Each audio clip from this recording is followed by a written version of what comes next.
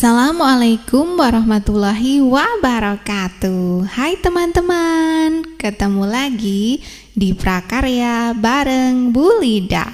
Gimana kabar kalian? Semoga semuanya baik-baik saja dan selalu bahagia. Video kali ini merupakan bagian kedua dari video tentang kerajinan bahan lunak yang sebelumnya.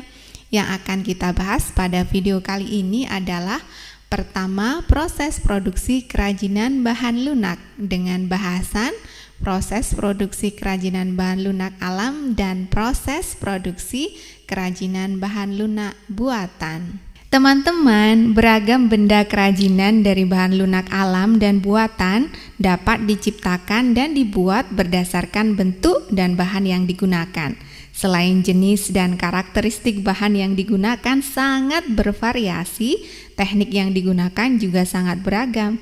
Di antaranya membentuk, mengukir, mengecor, menempel, melipat, mencetak, dan menggulung. Semuanya disesuaikan dengan jenis dan bahan yang digunakan, kemanfaatan, dan rancangan produk kerajinannya. Teman, karya yang berkualitas itu memiliki syarat-syarat dalam merancangnya, yaitu syarat-syarat perancangan benda kerajinan. Diantaranya adalah yang pertama, kegunaan atau utility.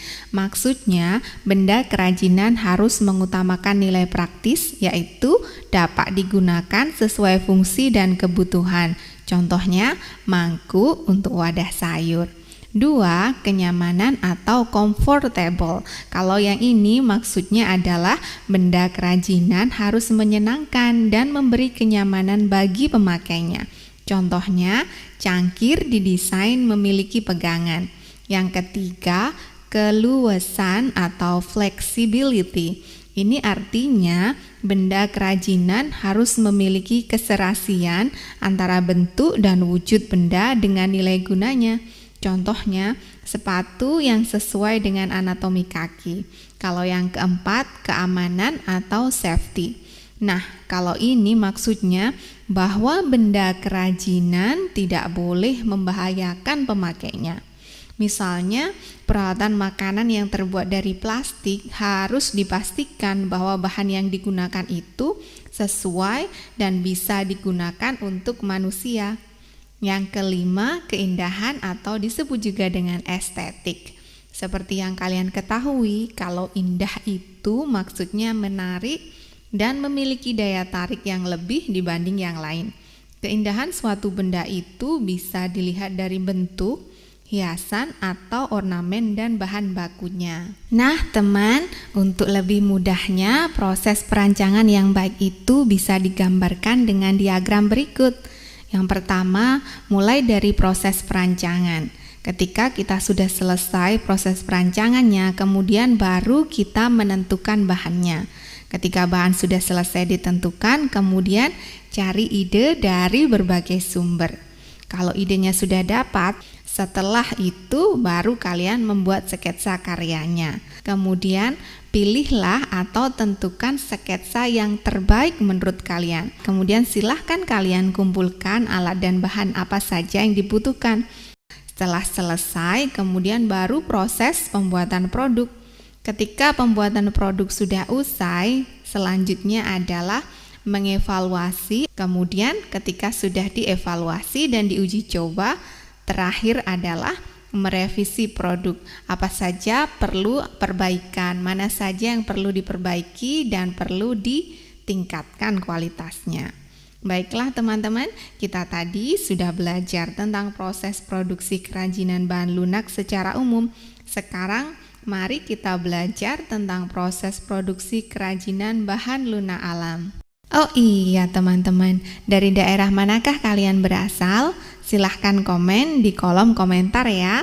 Apakah ada di antara kalian yang daerahnya menghasilkan produk kerajinan yang terbuat dari bahan lunak alam?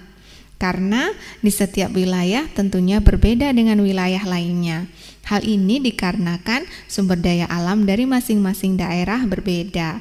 Misalnya, jenis kerajinan di Banyumulek Lombok masyarakat di sana membuat tembikar atau keramik hitam sebagai mata pencahariannya karena sumber daya alaminya banyak tersedia tanah liat. Oke teman-teman, mari kita belajar tentang satu contoh tentang proses produksi kerajinan bahan lunak alam. Kerajinan yang pertama contohnya adalah kerajinan keramik. Kerajinan yang terbuat dari bahan tanah liat ini biasanya dikenal dengan kerajinan keramik. Asal kata keramik adalah dari bahasa Yunani yaitu keramos yang artinya benda pecah belah yang terbentuk dari tanah liat yang telah mengalami proses pembakaran. Tanah liat memiliki sifat plastis sehingga mudah dibentuk. Setelah itu dibakar dalam tingkat pembakaran 600 derajat Celcius sampai 1300 derajat Celcius sesuai tanah liatnya sehingga menjadi keras, padat, dan kedap air.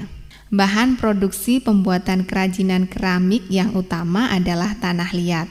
Kemudian alat yang digunakan dalam pembuatan kerajinan keramik adalah butsir, kawat atau benang pemotong tanah, spon, rol kayu, alat putar kaki, alat putar tangan, tungku pembakaran. Nah teman-teman, contoh produk kerajinan keramik misalnya cangkir, vas, botol, teko, mangkuk, piring, dan lain-lain. Teknik pembentukan kerajinan bahan tanah liat cukup banyak. Semakin kalian mengetahui berbagai macam teknik yang digunakan, maka semakin banyak pula wawasanmu dalam menentukan rancangan produk yang ingin kalian buat. Teknik yang pertama, teknik pijit tekan atau pinch. Ini maksudnya teknik pembentukan badan keramik secara manual dengan cara tanah liat dipijit, tekan dari bentuk pola menjadi bentuk yang diinginkan dengan menggunakan jari-jari tangan. Teknik selanjutnya yaitu teknik pilin atau coil. Ini maksudnya teknik pembentukan badan keramik secara manual dengan cara tanah liat digulung sehingga terbentuk pilinan tanah. Teknik selanjutnya yaitu teknik lempengan atau slab. Ini pengertiannya teknik pembentukan badan keramik secara manual dengan membentuk lempengan menggunakan roll. Lempengan digunakan untuk membuat keramik yang berbentuk persegi atau silinder. Kalau bentuk silinder ini penjelasannya adalah tanah yang sudah di-roll, kemudian dipotong persegi dan digulung membentuk silinder. Sedangkan kalau yang berbentuk persegi maksudnya tanah yang sudah di-roll, dipotong persegi dan dirapatkan masing-masing sisinya. Teknik selanjutnya adalah teknik cetak. Teknik pembentukan dengan acuan alat cetak dapat digunakan untuk memproduksi kerajinan keramik dalam jumlah banyak dalam waktu yang relatif singkat dengan bentuk dan ukuran yang sama. Teman-teman, teknik cetak ini ada dua, yaitu cetak kering dengan teknik tekan atau press dan cetak basah dengan teknik cor. Teknik yang selanjutnya yaitu teknik putar. Ini maksudnya teknik pembentukan badan keramik dengan menggunakan alat putar kaki atau kick wheel banyak menghasilkan bentuk-bentuk yang simetris. Nah teman-teman, hasil kerajinan keramik yang sudah dibentuk kemudian dikeringkan dengan cara diangin-anginkan saja. Jika sudah kering, karya tersebut bisa dibakar menggunakan tungku keramik. Keramik yang dibentuk sudah bisa diberi dekorasi pada saat setengah kering atau sudah mengalami pembakaran pertama atau disebut juga dengan bisque. Keramik bisa diberi pewarna glasur dengan cara dibakar khusus, yaitu dibakar 2 kali. Yang pertama bisque hingga 900 derajat Celcius dan dibakar kembali hingga 1200 derajat Celcius atau 1300 derajat Celcius. Teman-teman, itulah tadi salah satu contoh proses produksi kerajinan bahan lunak alam. Ibu akan memberikan beberapa contoh proses produksi kerajinan bahan lunak alam yang lain di video yang terpisah, biar memudahkan kalian untuk mempelajarinya. Yuk, langsung saja kita belajar tentang proses produksi kerajinan bahan lunak buatan. Teman-teman, beragam benda kerajinan dari bahan buatan dapat diciptakan dan dibuat berdasarkan bentuk dan bahan yang digunakan.